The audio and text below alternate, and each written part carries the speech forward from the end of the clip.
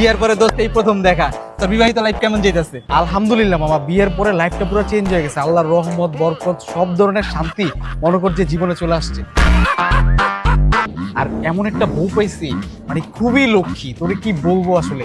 তোর বিবাহিত জীবন কেমন? আরে বেটা তুই কইসই না, মানে তোর ভাবি তো পুরা মাশাআল্লাহ। লাইফে হয়তো বা কোনো একটা ভালো কাজ করছি, ওই কপাল গুনে এরকম একটা ভালো বউ পাইছি।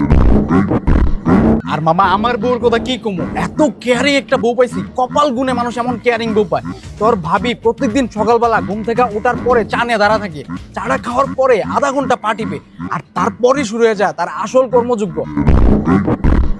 কসকি, তাইলে তো ভাবিও মাশাআল্লাহ, জোস। মাশাল্লাহ মাশাল্লাহ। চলেন আমরা কিছু পিকচার তুলি, প্লেসটা অনেক সুন্দর। যাও বাবু, উষ্টা খাও না, দেখে যাও। হ্যাঁ সুন্দর ছবি দিল।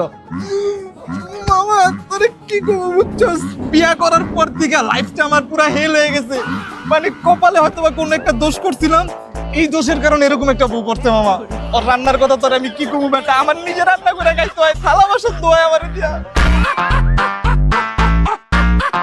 আরে তোর লাইফ কি হইছে বেটা, আমার লাইফের থেকে দ্বিগুণ হইছে বেটা। ভাই আমার কি আর কেয়ার করে বেটা, সারাদিন ওর পানি পানি করবই না। আরে ওরে দিয়ে মামা বাসায় কি কি করে তুই জানাস না। এমন এমন জানি যায়, দমক দেয় বেটা, আমি সাইজে চুড়ে গেছি।